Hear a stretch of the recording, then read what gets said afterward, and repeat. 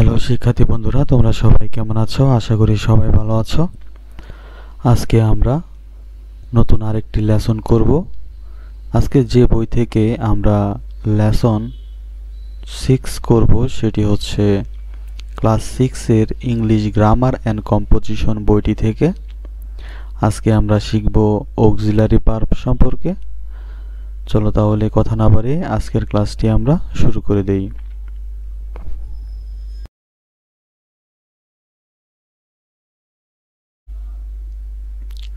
প্রথমে আমরা এইখানে দেখব কি বলা হচ্ছে আমাদেরকে। Read the following conversation between two friend and look at the underline word. এখানে আমাদেরকে বলা হচ্ছে যে নিচে যে কথাগুলো বলা হয়েছে দুইটি বন্ধুর মধ্যে, সে কথাগুলো আমাদেরকে বলতেছে ভালো করে পড়ার এবং দেখার জন্য, যেই ওয়ার্ডগুলো আন্ডারলাইন করা। চলো তাহলে প্রথমে আমরা পুরাটা কনভারসেশন পড়ব, তারপর আন্ডারলাইন ওয়ার্ডগুলোর দিকে ভালো করে খেয়াল করব। প্রথমে এখানে রাঘিব বলতেছে, hi Rafiq, do you watch film? তুমি কি ছবি দেখো? রফিক, ইয়েস আই ডু, আমি দেখি, but I don't watch film regularly, কিন্তু আমি প্রতিদিন দেখি না। Raghib, which film did you see last? সর্বশেষ তুমি কোন ফিল্মটি মানে কোন ছবিটি দেখেছ? Rafiq, I don't exactly remember, আমার আসলে মনে নেই। Raghib, have you ever seen an English film? তুমি কি ইংরেজি কোনো মুভি বা ছবি দেখেছ? রফিক, ইয়েস আই হ্যাভ, হ্যাঁ আমি দেখেছি। এখন আমরা দেখব এখান থেকে রাঘিব কি বলে। What are you doing now? তুমি এখন কি করতেছ? রফিক কি বলে দেখি। I am watching cricket on television, আমি টেলিভিশনের মধ্যে ক্রিকেট খেলা দেখতেছি। রাঘিব কি বলে দেখব। What is your sister doing? তোমার বোন কি করতেছে? রফিক বলতেছে, she is doing her work, work বলতে হোমওয়ার্ক, মানে সে তার পড়া পড়তেছে। এতটুকু আশা করি বুঝতে পেরেছ। এখন আমরা আন্ডারলাইন করা ওয়ার্ডগুলোর দিকে একটু খেয়াল করব।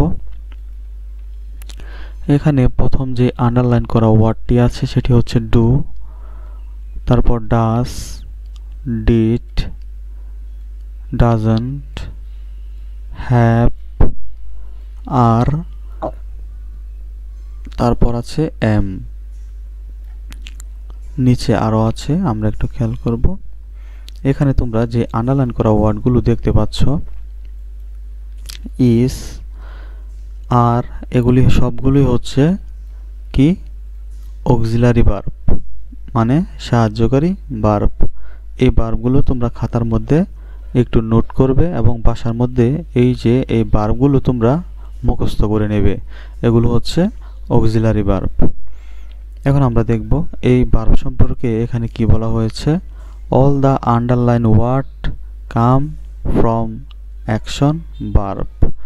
এখানে বলা হচ্ছে যে অল দ্য আন্ডারলাইন ওয়ার্ড, সবগুলো আন্ডারলাইন করা যে ওয়ার্ডগুলো, এগুলো কাম মানে এসেছে বিফোর অ্যাকশন ভার্ব, মানে অ্যাকশন ভার্বের পূর্বে এই আন্ডারলাইন করা ওয়ার্ড মানে সাহায্যকারী ভার্বগুলো বসানো হয়েছে।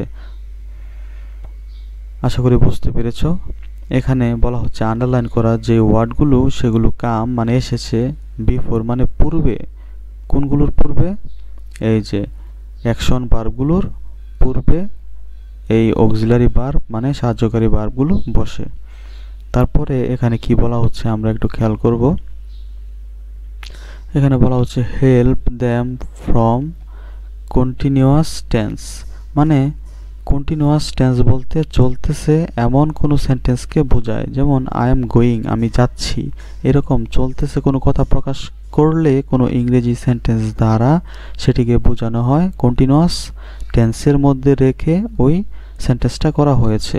তার মানে ওই ধরনের কন্টিনিউয়াস টেন্স তৈরি করতে গেলে কী ব্যবহৃত হয়, এরকম ইজ, এম, ইজ, আর এগুলো ব্যবহৃত হয়।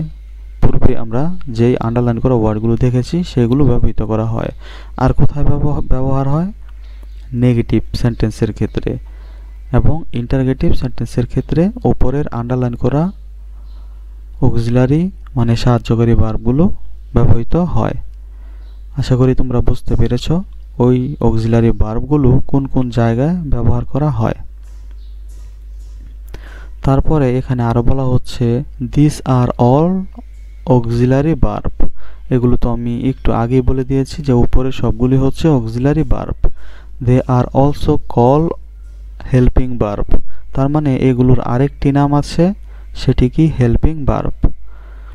An auxiliary verb do not have, একটা অক্সিলারি ভার্বের do not have any meaning, কোনো অর্থ থাকে না। অফ ইট ওন, এটার নিজের। And it is use with a principal verb, it is use with a principal verb, মানে এই যে অক্সিলারি ভার্বগুলোর নিজস্ব কোনো অর্থ থাকে না এবং এইগুলো প্রিন্সিপাল মানে মূল যে ভার্ব সেই ভার্বের সাথে ব্যবহৃত হয়। এই যে এখানে ওয়াচ হচ্ছে মূল ভার্ব, এটার সাথে অক্সিলারি ভার্বের ব্যবহার হয়েছে, এটাই এখানে বলা হয়েছে। এখন আমরা নিচে দেখব, এখানে আমাদেরকে যে কথাটা বলতেছে তোমরা একটু খেয়াল করবে। এখানে বলা হচ্ছে যে look at the following example and identify auxiliary verb. এখানে বলা হচ্ছে অক্সিলারি ভার্বগুলো খুঁজে বের করার জন্য। এখানে আমরা দেখতেছি যে আছে ডু, ডাস, ডু, ডাস, তারপর সর্বশেষ আছে ডিড। এই সবগুলি হচ্ছে কি অক্সিলারি ভার্ব। এগুলো তোমরা খাতার মধ্যে নোট করবে এবং মুখস্থ করবে। এখন এইখানে আমাদেরকে আরো কিছু কথা বলা হচ্ছে নোটের কথা। নোট দ্যাট, নোট করো যে, নোট করার কথা বলা হচ্ছে। কি নোট করব আমরা, এখানে আমরা দেখতেছি যে এখানে ডু বোল্ড বা একটা কমার ভেতরে দিয়ে দেওয়া হয়েছে। নোট করার কথা বলা হচ্ছে যে এই ডু এবং ডাস আর use in the present simple, মানে প্রেজেন্ট টেন্সের ক্ষেত্রে যে সিম্পল আছে প্রেজেন্ট সিম্পল, এই প্রেজেন্ট সিম্পলের ক্ষেত্রে আমাদের এই ডু এবং ডাসটা ব্যবহৃত হয়, এই কথাটাই এখানে বলেছে। তারপরে বলতেছে যে ডিড, এই যে এই শব্দটা ব্যবহৃত হয় কোথায়, পাস্ট সিম্পল টেন্সে ব্যবহৃত হয় অ্যাজ অক্সিলারি ভার্ব, মানে অক্সিলারি ভার্ব হিসেবে, এবং কোশ্চেন অ্যান্ড নেগেটিভ এবং ইন্টারগেটিভ এবং নেগেটিভ সেন্টেন্সের ক্ষেত্রেও ব্যবহৃত হয় ডু বা ডাস। মানে আমরা কোনো সেন্টেন্সকে যদি নেগেটিভ অর্থ দিতে চাই তাহলে ডু বা ডাজের ব্যবহারটা করতে পারি। যদি প্রেজেন্ট টেন্সে নেগেটিভের ব্যবহার করতে চাই তাহলে ডু বা ডাজ নিয়ে সাথে নট লাগাতে হয়, এবং যদি পাস্ট টেন্সে আমরা সেন্টেন্সটাকে নেগেটিভ করতে চাই তাহলে ডিড নিয়ে নট লাগিয়ে সেন্টেন্সটিকে আমাদের নেগেটিভ করতে হয়। আশা করি এতটুকু বুঝতে পেরেছো। এখন আমরা এখান থেকে দেখব রিড দ্য ফলোয়িং সেন্টেন্স, নিচের সেন্টেন্সগুলো পড়ো। এখানে বলা হচ্ছে আই অ্যাম লার্নিং গ্রামার, আমি গ্রামার শিখতেছি। তাহলে চলতেছে কথাটা, আমি শিখতেছি এখনো শেষ হয়নি। তার মানে এরকম চলমান কোনো কথা যদি আমরা বোঝাতে চাই ইংরেজিতে তাহলে সাবজেক্টের পরে সাবজেক্ট যেটা চাহিদা করে এম, ইজ, আর, এই যে দুইটি বা তিনটি থেকে এই তিনটি অক্সিলারি ভার্ব থেকে সাবজেক্ট অনুযায়ী আমাদের বসাতে হবে। যেমন প্রথমে বলেছে আই অ্যাম লার্নিং গ্রামার, আমি গ্রামার শিখতেছি। তাহলে এখানে আয়ের সাথে কি ডিমান্ড করেছে, এম ডিমান্ড করেছে। তারপরে সেন্টেন্সের মধ্যে বলতেছে হি ইজ ইটিং ব্রেকফাস্ট, সে সকালের খাবার খাচ্ছে। তার মানে শেষ হয়নি এখনো, এটাও একটি চলমান কথা বোঝাচ্ছে। এরকম চলমান কথা বোঝালে এম, ইজ, আর সাবজেক্টের পরে বসাতে হয়। সাবজেক্ট যদি প্রথম আই হয় তাহলে তার সাথে হবে এম। সাবজেক্ট যদি হি হয় তাহলে তার সাথে হবে ইজ। এখানে দেখতে পাচ্ছ ইজ বসানো হয়েছে। এবং সাবজেক্ট যদি একের বেশি লোককে বোঝায় তাহলে সবসময় বর্তমানে চলতেছে মানে বর্তমানে কন্টিনিউয়াস বা চলতেছে এমন কোনো কিছু বোঝালে তাহলে সাবজেক্টের পরে আর বসে। একের অধিক যদি সাবজেক্ট হয়, সাবজেক্ট যদি একের বেশি হয় এবং বর্তমানে যদি সেন্টেন্সটা হয় তাহলে আর হবে। দে আর ওয়ার্কিং হার্ড, তারা কঠোর পরিশ্রম করতেছে। এবং আমরা জেনেছিলাম যে এই অক্সিলারি ভার্বগুলো ইন্টারগেটিভ সেন্টেন্সের ক্ষেত্রেও ব্যবহৃত হয়। এখানে দেখতে পাচ্ছ 8টাকে প্রথমে নিয়ে একটি ইন্টারগেটিভ সেন্টেন্স তৈরি করা হয়েছে। ইন্টারগেটিভ সেন্টেন্স মানে প্রশ্নবোধক সেন্টেন্স, যেটা দ্বারা প্রশ্ন করা হয়। তাহলে এখানে বলতেছে are you enjoying the song, তুমি কি গানটি উপভোগ করতেছো, তার মানে চলতেছে। এখানে আরটাকে আগে নিয়ে পরে সাবজেক্টটা দিয়ে এটাকে ইন্টারগেটিভ সেন্টেন্স করা হয়েছে। তারপরের সেন্টেন্সটা হচ্ছে হি। হি এর পরে আমরা দেখতে পাচ্ছি যে ওয়াজ আছে। কেন ওয়াজ আছে? পূর্বের গুলো দিয়ে আমরা জেনেছিলাম যে বর্তমানে চলতেছে মানে বর্তমান সময়ে চলতেছে এমন কোনো চলমানের ক্ষেত্রে এম ইজ আর এই তিনটি থেকে সাবজেক্ট অনুযায়ী বসায় এবং মূল ভার্বের সাথে আইএনজি যুক্ত করতে হয়। কিন্তু যদি অতীতে চলতেছে বোঝায় সেক্ষেত্রে আমরা কি আনবো? সেক্ষেত্রে আমরা আনবো সাবজেক্ট এর পরে ওয়াজ এবং সাবজেক্টের পরে কি আনবো? ওয়ার। তার মানে অতীতে চলতেছে বোঝালে আমরা ওয়াজ বা ওয়ার আনবো। এখন কোথায় ওয়াজ কোথায় ওয়ার আনবো? সাবজেক্ট যদি একজন হয় তাহলে ওয়াজ, সাবজেক্ট যদি একের বেশি জন হয় তাহলে ওয়ার। আশা করি বুঝতে পেরেছ। এখন আমরা নিচে দেখব আমাদেরকে এখানে কি বলা হচ্ছে। এখানে নোট দ্যাট, এখানে নোট করার কথা বলা হচ্ছে। কি নোট করার কথা বলা হচ্ছে? এম ইজ আর ইউজ, মানে এম ইজ আরটা ব্যবহৃত হয়। কোথায় ব্যবহার করা হয়? প্রেজেন্ট কন্টিনিউয়াসের ক্ষেত্রে। আমি এগুলো বলেছি তোমাদেরকে, সেম কথাগুলোই তারা এখানে আবার বলতেছে। তারপরে ওয়াজ, ওয়ার এগুলো ব্যবহার করা হয় পাস্ট কন্টিনিউয়াসের ক্ষেত্রে। আশা করি তোমরা বুঝতে পেরেছ।